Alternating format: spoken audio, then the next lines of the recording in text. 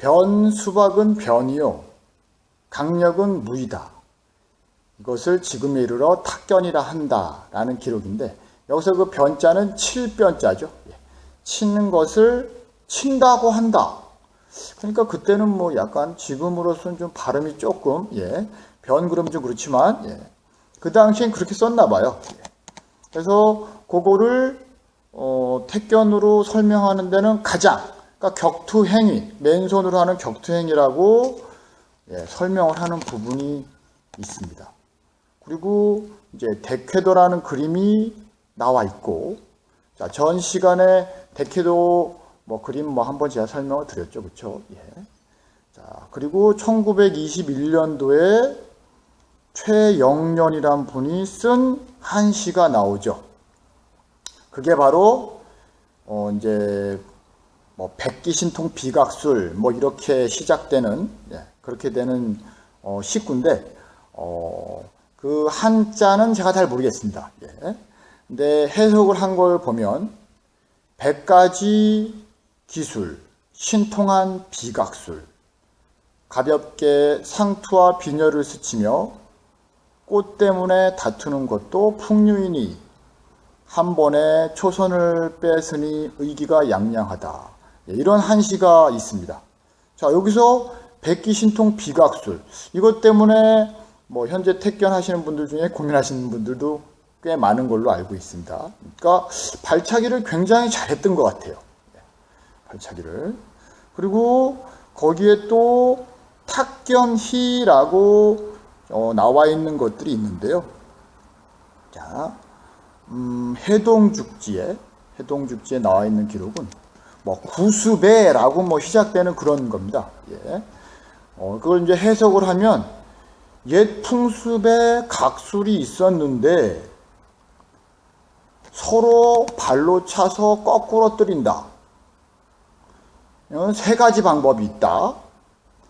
제일 못하는 사람, 최하자는 다리를 차고, 잘하는 자는 어깨를 차고, 비각술이 있는 자는 상투를 떨어뜨린다.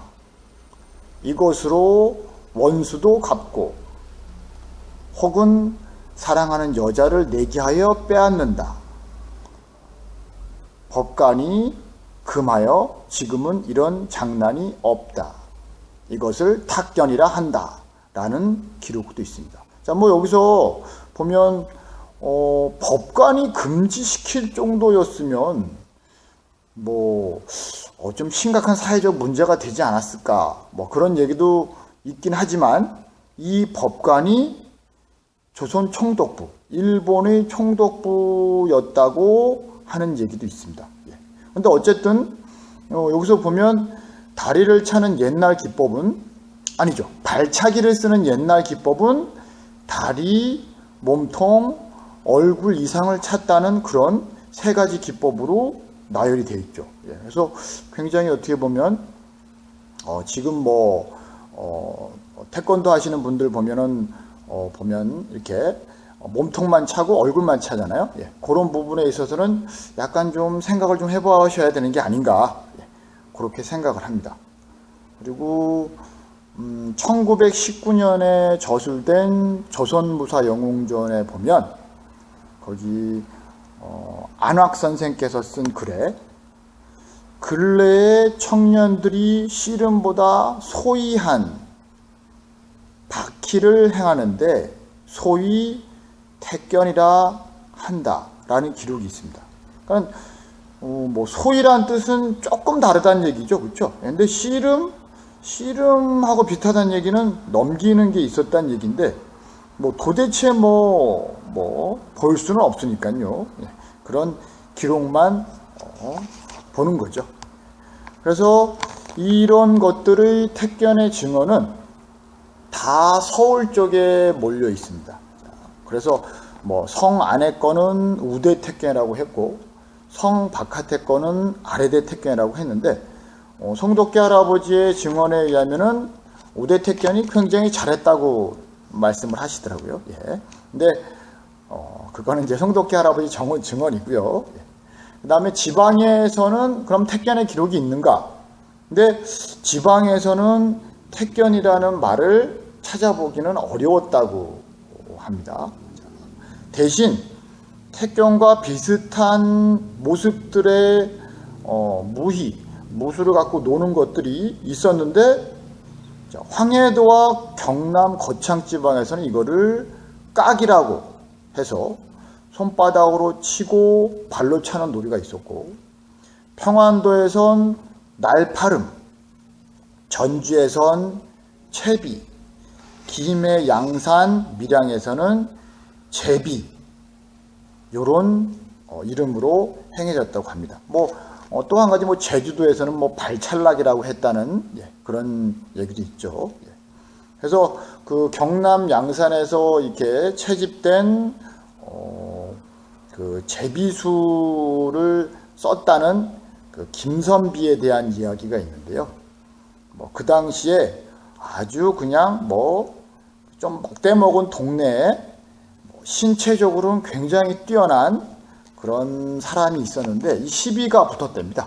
시비가 붙었는데, 그 사람이 돌진해 오는 거를 정강마루를 살짝 피하면서 걸어 놓고 늦은 배를 한 발로 툭 갖다 대면서 뒤집어 던져 버렸다 라고 누군가가 증언을 하셨답니다. 그럴 때 사람들이 저걸 보고 제비수다 라고 이제 얘기를 했다는데, 지금으로 그 기술을 해석을 하자 보면은 배대 뒤집기 같은 게 아니었나. 택견에도 배대기라는 기술이 있긴 한데요. 정확하게는 모르겠지만 증언에 이렇게 돌아가는 동작이나 이런 것들을 봤을 때는 발을 배에다 대고 뒤집어 던지는 기술이었던 것 같아요. 그러니까 그 당시에도 굉장히 유술기적으로 수준이 높았던 거를 보여주는 증거라고 할 수 있겠습니다. 그리고 또 한 가지, 김구 선생님의 기록이 있는데요. 백범일지에 보면은 김구 선생님이 이제 명성황후 시해 이후 일본 순사를 때려 죽인 그런 기록이 있죠. 그걸 한번 읽어보겠습니다. 나는 때가 왔다 하고 서서히 일어나 이놈 소리를 치면서 발길로 외놈의 복장을 차니 그는 거의 한 길이나 되는 개하에 나가 떨어졌다. 나는 나는 듯 쫓아 내려가 그놈의 모가지를 밟았다. 모가지를 밟으셨답니다.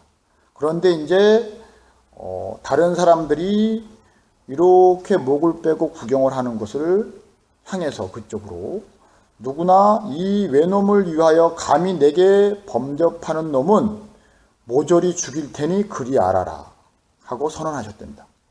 그때 이 외놈이 번쩍 일어나서 칼을 뽑아 들고 덤볐는데, 김구 선생님께서 나는 내 면상에 떨어지는 그의 칼날을 피하면서 발을 들어 그의 옆구리를 차서 거꾸로 뜨리고 칼을 잡은 손을 힘껏 밟은 즉 칼이 저절로 언 땅에 소리를 내며 떨어졌다.